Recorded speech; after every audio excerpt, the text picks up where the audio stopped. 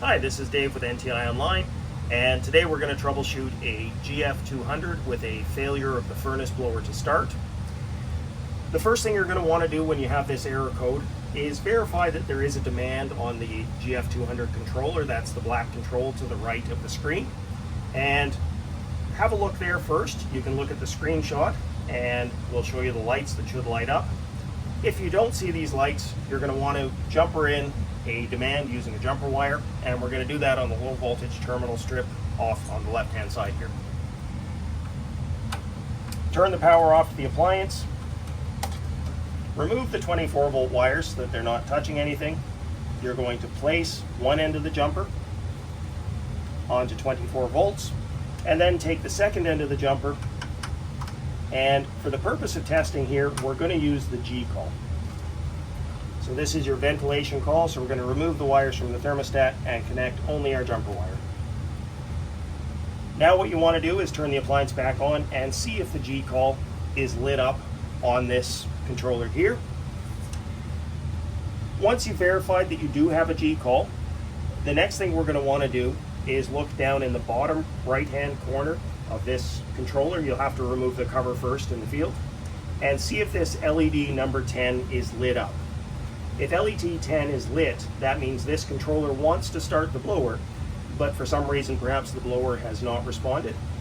If LED 10 does not come on, in most cases it indicates that this rainbow harness has become damaged, and it means that this controller doesn't want to start the blower at the moment. And in most cases, again, that's because this harness is damaged or this valve is broken. Start by disconnecting the rainbow harness. Remove it from both sides, inspect it carefully. You want to grab each wire individually, push and pull on each wire to ensure that all the pins are securely connected. There's nothing loose, corroded, or damaged. Do the same thing on the other end of the harness. Verify that this is in good condition. Once you've verified this is in good shape, plug everything back in. And the next test is a fairly simple one. Simply turn the appliance back on again. Hold your hand on the white diverting valve motor, and you should feel this valve make a noise and hum while the unit starts up, and you should also be able to feel it with your fingers. You can hear the vibration, and of course you can feel that with your fingers. If this valve fails to start or move, it may indicate that you have a damaged motor. At that point the control will sense that it's in the wrong position and it won't allow the fan to start.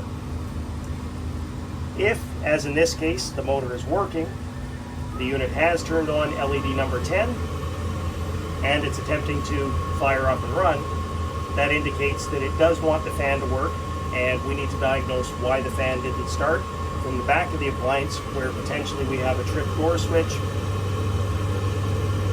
or we have a break in the low voltage wiring.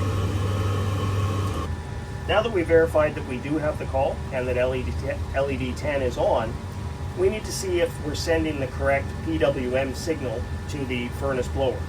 In order to do that, first thing I'm going to do is disconnect this plug to show you what's going on. Look at this plug. There's a green and a black wire. You need to take your voltmeter and you're going to set it to DC volts. And this is a low signal. It's going to be about 5 volts. So I've set it to 20 volts DC.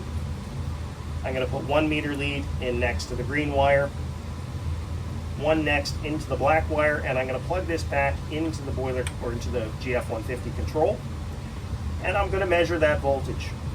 If the voltage is greater than 1 but the fan is not spinning, we need to move to the rear of the unit and now check for 120 volt power and possibly a broken low voltage wire. So let's show you the furnace blower and how to check in the rear. In order to get access to the GF200 fan, you're going to need to remove one of the fan access doors, and hopefully you have some room on one side to do this. If you don't, you may have to have a removable boot on the return air duct. So you're going to want to shut the unit off, wait for the blower to spin down, and remove the door.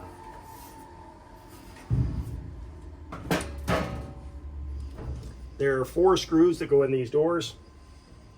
These have already been removed on this job.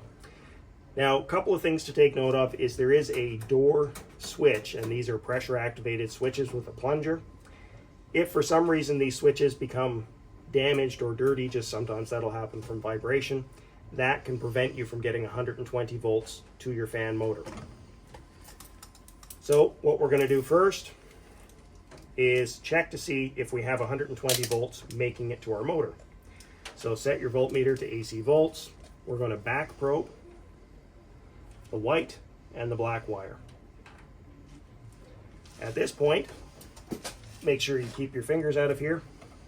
You want to turn the power back on, and the unit's going to try and fire up, and then what we're going to do is just depress the door switch, and we have 120 volts, which indicates that the door switch is working. I'm going to let go of that so the fan doesn't start. Once we know we have the 120 volts, the other problem potentially could be that we have a bad PWM wire harness. So to verify that, we had 3.51 volts at the controller. We're going to go back, and at this point we still have our ventilation or G-call jumped out. We're going to go from the black wire down to the green wire.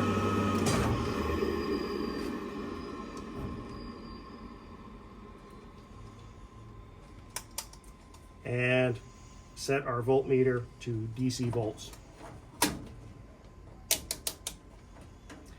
And we have the same reading back at our combustion or our ventilation fan that we had at the control, which indicates that the wire harness is good.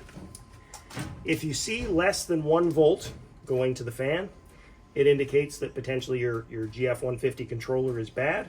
If you see a signal greater than 1 volt, so in this case 3.5, that would indicate the signal is correct and the fan should have started. We have 120 volts, which means that if you have the 3.5 volts or greater than 1 and the 120 and this fan does not start, you need to replace the fan. If you don't have 120 volts, carefully inspect the door switches on the left and right hand side. Potentially, if a boot was used on one side of the unit, it's possible that the door switch wasn't properly jumpered and may need to be jumpered out. Sometimes the switches from vibration will lose contact, and occasionally, and this is quite rare, these can fill up with dust and dirt, so it's not a bad idea to connect and disconnect each harness several times just to potentially scrape off any dirt that may have collected, and do the same with the 120 volt harness as well, just in case somehow they've just gotten dirty.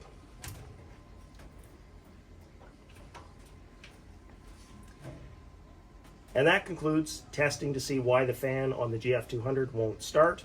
And again, it's a lack of PWM signal, a lack of 120 volts. If you have problems with this troubleshooting, please contact our technical support department at 800-688-2575.